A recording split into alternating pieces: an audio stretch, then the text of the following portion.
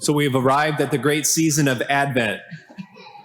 Advent, it's important to remember, the word Advent means literally coming or arrival. The arrival of Christ, the coming of Christ.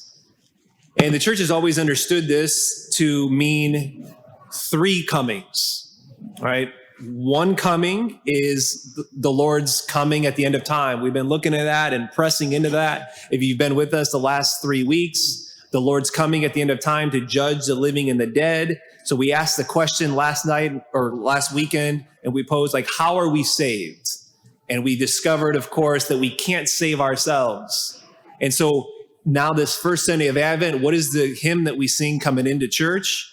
O come, Emmanuel, and ransom captive Israel. I need someone to come and ransom me. I need someone to come and release me from the sinful state that I'm in, that I can't get out from my own. So, come, someone come and ransom me, deliver me.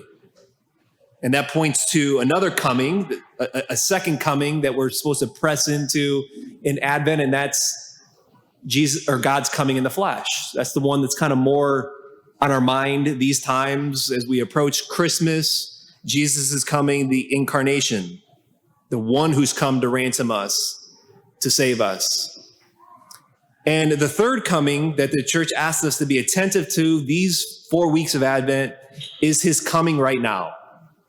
Jesus is coming, his arrival in our ordinary day of life, that he's always seeking entry into our hearts.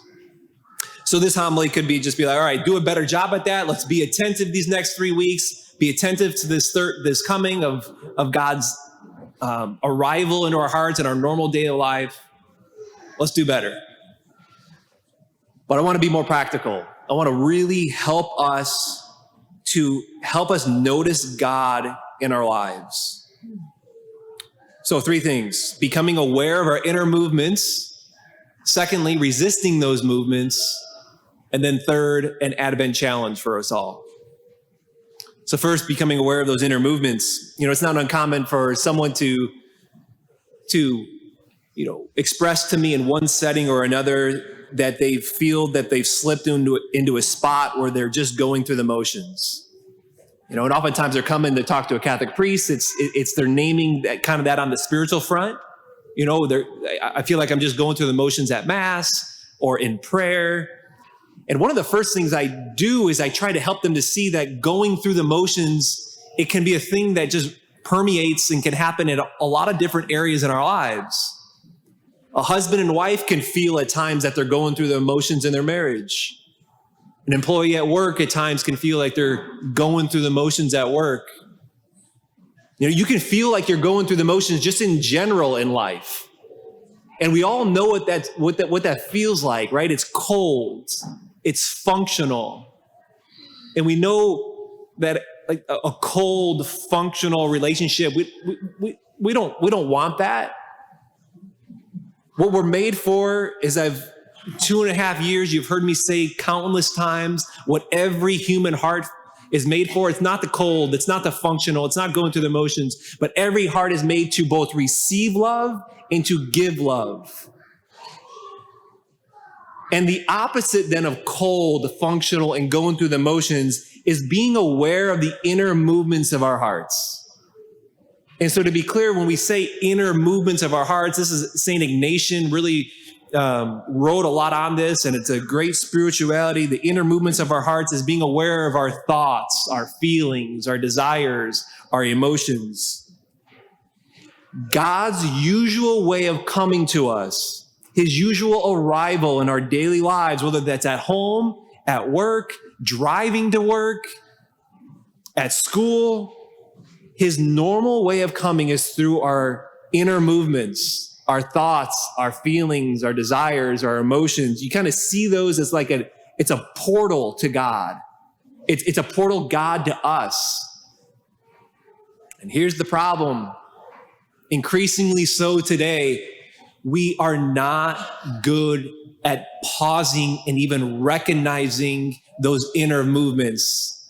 I'm talking the subtle movements right? Or even if we recognize them in the midst of just the busyness and things going on, maybe we might notice it, but we just don't really pay attention to it. We don't see it as something worthy to investigate or spend time with. And so that's why the first Sunday of Advent, the reading, when the focus is on the coming and comings, arrival of the Lord, what does Jesus say? Be watchful, be alert, be attentive, be aware. Be aware of those inner movements, and like I said, they can be subtle. As a point of illustration, I'll share for myself. A few months ago, I was in a little bit of a spiritual funk, or I was in one of those maybe going through the motions seasons over the course of a few weeks or a month. And it was one Sunday afternoon. So a lot of times on Sunday, after I get free here, I'll go down to the farm and spend some time with my family. And I usually look forward to, hanging out with my dad, my sister's oftentimes, and her husband's often there with two of my nephews. So I was looking forward to that as I'm driving home, and I pull into the driveway. I notice my dad's truck's not there, and I notice my sister's car's not there. As I pull in and I put the car in park and I turn the car off, as I'm there for 30 seconds, then the phone rings, and I hear right away on the phone say hello, and it's turn around, see Uncle Mark. And my sister says, hey, I think we just passed you on the road. You're home. If you're home now and you're staying, we'll come around. We'll come back. And sure enough, they did. Hung up the phone. But what I realized was when I pulled into the driveway, I had this, and I didn't realize it at first, but after the phone call, prior to the phone call, I had this subtle, very subtle, just downcast movement in my heart, like this very subtle sadness in there. And because I was in this spiritual funk of just going through the motions, what would have happened if I didn't catch that and I wasn't used to spending time with it? I would have just walked in the house. I would have been into this kind of this cold malaise. My mom was home, but I probably wouldn't have been in communion with her. I wouldn't be in communion with God. I would just kind of continue to be in this not paying attention to that little sadness and that little downcast. That's missing receiving God. It's missing intimacy. It's missing being in communion. And we miss those opportunities all the time. And I think a primary reason why we miss those and we don't pause is because we're resistant. We're resistant to those inner movements. We're resistant to intimacy and receiving God. Again, another point of illustration for that is we oftentimes, right, it's always like he's always coming. You talk about the three comings, he's always coming, but we resist because we don't have time to pause. I'm too busy. I'm too busy to receive. Or it's just like, with everything going on, it's not worth spending time there with that. And like I said, on my off days, I oftentimes go home, and when I'm there at my parents' house, my sister usually comes over pretty early with the two kids, Luke and John. And at some point in the morning, I set a time aside to I try to clear out my email inbox. And I do it leisurely sitting there in the living room. And so Luke knows okay, this is the time all right, Luke, we've been playing this morning, but now it's time for me to do this. But as anyone who spends time with a three-year-old knows that three-year-olds don't obey rules. Okay? They are annoying in their love. Okay? It's hard to push children away in loving, with their loving. And so Luke comes over, he knows the time, he knows kind of the rule. He comes over to Uncle Mark, but he also comes over to Father Mark, who for a living talks about the importance of receiving love and giving love and talking about the inner movements. And as he's there and he's asking to play and Luke, no, I'm busy. And because 3-year-olds disobey, he crawls up into the chair. He's kind of crawls up into my lap. It's like, Luke, leave me alone right now. I'm doing emails. I'm busy. Then he begins to put his face in between my face and the computer screen, kind of leaning over, and I'm just ignoring him, and I just lean further away, and I don't even look at him. And then he proceeds to take his fingers and just pound away at the keystrokes, try to ignore that further and brush them away. And finally, I close the computer, put it to the side, all right, and I embrace them and wrestle with them and tick them a little bit, flip them upside down a couple times. And then he gives me this most tender kiss. And all of that being 90 seconds, all that 90 seconds maybe, he jumps down and runs away. I spent more time resisting him than he even wanted to engage with me. That's what we do with Jesus all the time. We say, I'm busy. I don't have time for you right now. And Jesus is just like that disobedient little child, just saying, I'm right here. I'm not going anywhere. And whenever you decide you no longer want to be lonely, whenever you decide that you no longer want to go through the motions, whenever you decide that you will allow me to love you, I will jump up into your lap and love you in seconds with a love that is so deep and a consolation that permeates so wide that it will renew your heart. Because he just says, I'm Emmanuel. I am, which means that is, I am with you. I come. Do you ever even notice me? Are you aware? Are you aware of the inner movements in your heart, your thoughts, your feelings and desires, which are portals that I want to get to you, that I want to pour my love into?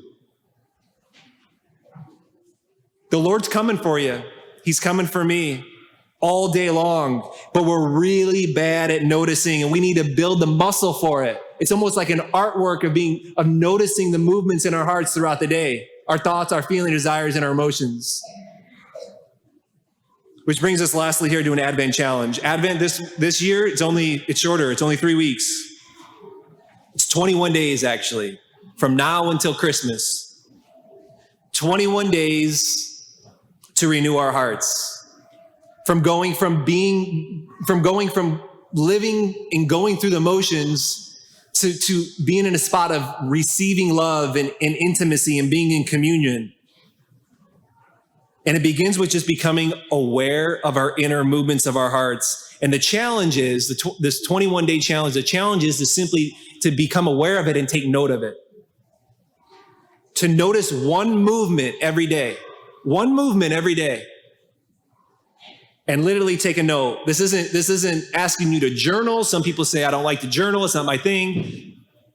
Just take a note. It might even be just writing down a single word. Most of us, if we don't carry around paper with us a lot or in our pocket, we all have a phone. When the movement happens, we can pull out our phone and just make a note of it. And then we can come back to it the next time we have an opportunity to sit and to meet the Lord in that and just say, what was this? What do you want to say here?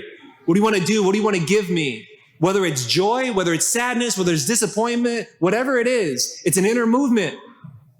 And it's something that the Lord wants. It's a portal to him. And it's his portal to us. The other day I was just brushing my teeth in the morning. And as I was brushing my teeth, I had my phone there, and hopefully that's not scandalous. But phone was there, brushing my teeth right there.